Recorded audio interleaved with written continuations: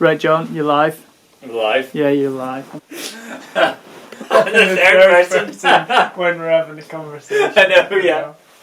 Yeah, Because you're not gonna. People aren't gonna know. I don't know. they're gonna know, but they're not gonna know. Not But gonna you know. don't want to know. Yeah.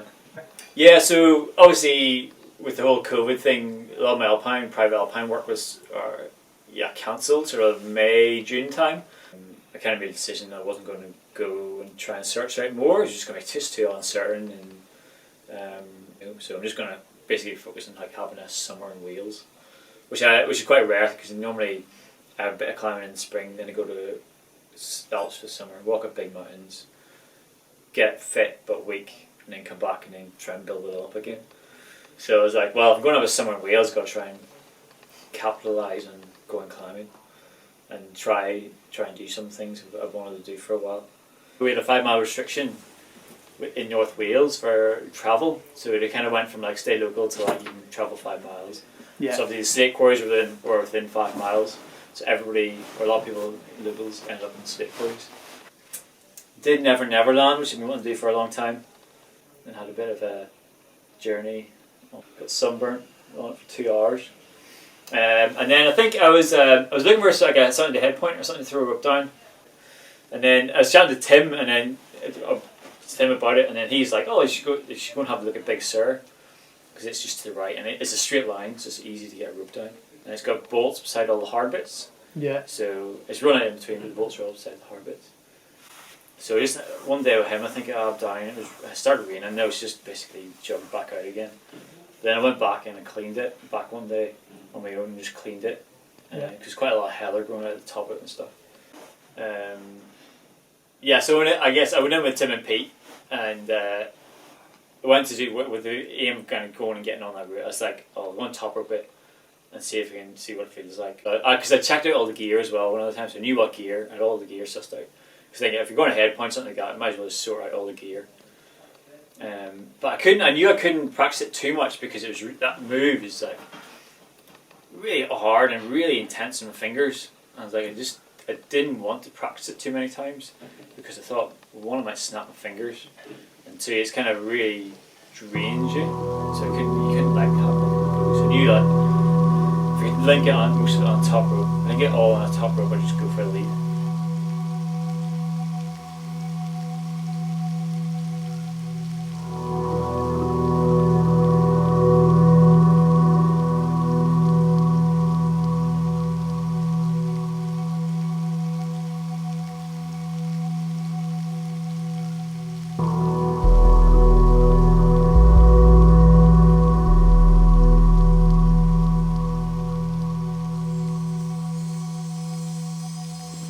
That's actually alright. You're on good. Gotta get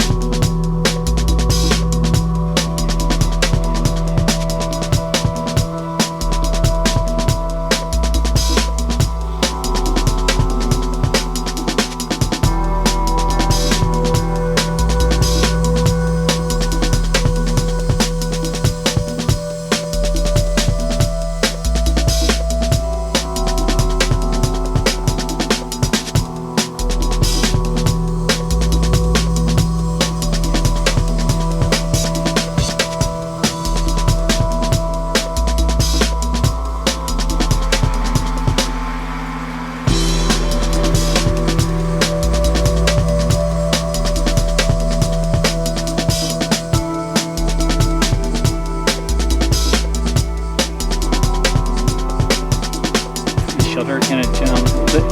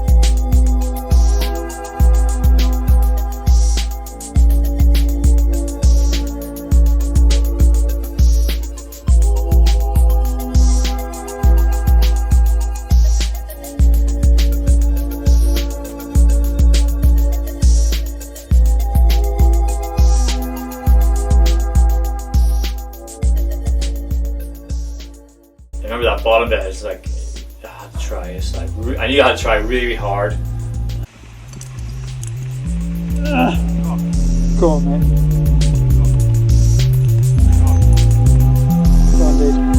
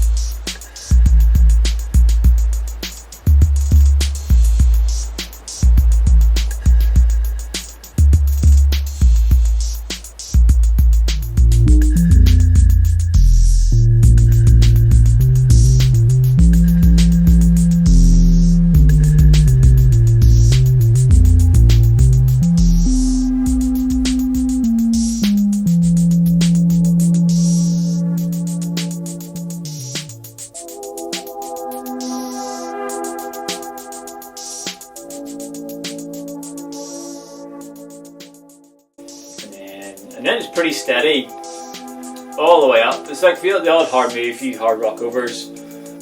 Go on, dude.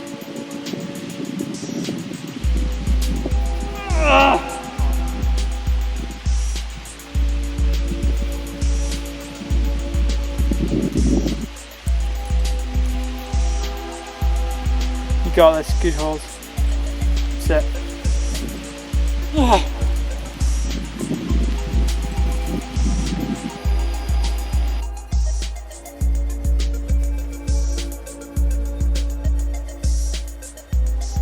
There's a bit towards the top, it's kind of a bit wiggy, it's kind of go out left, and the bolt's quite far below you. That's what I brought a sky hook with me, so I just put a sky hook on, pretty much be on top rope.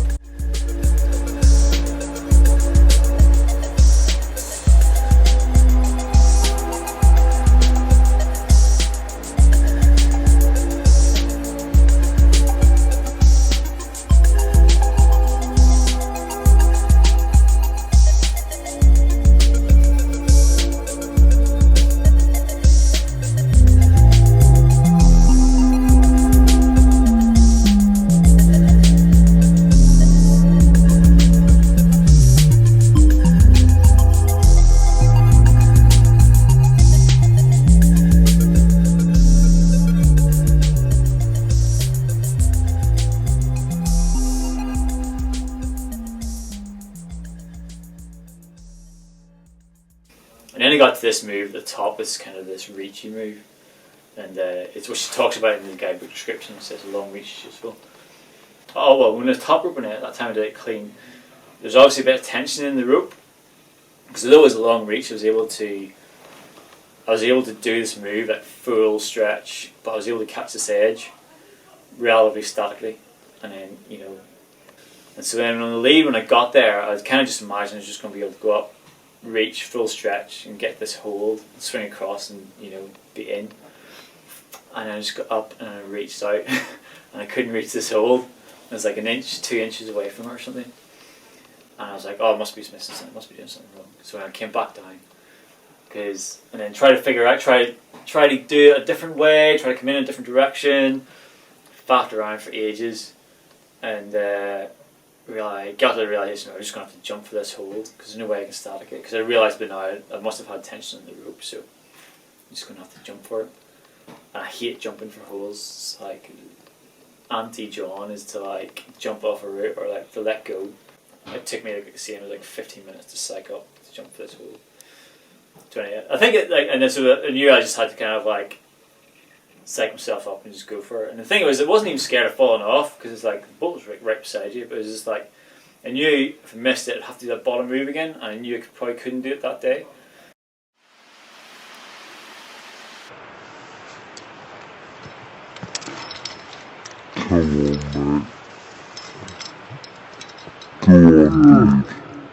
Come on, dude. Go on, John. Come on.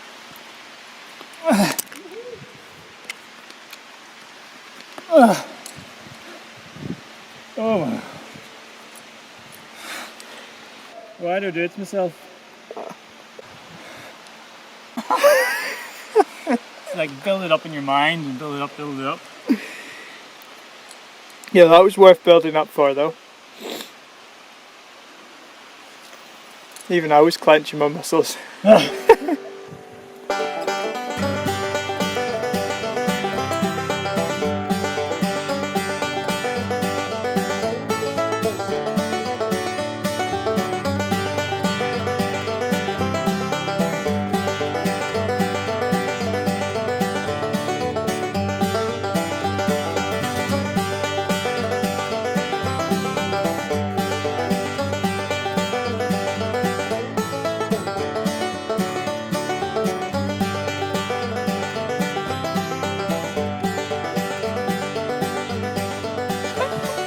Oh, cheers, Tim.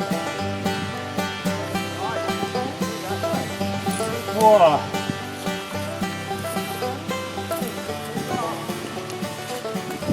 Okay, I'm safe. That's amazing. That's like so good. That was that. Big relief. And I think that was the last day climbing Slate, because then we were able to like travel further than 5 miles. So then I went to the Orme and pretty much climbed in the Orme the rest of the summer.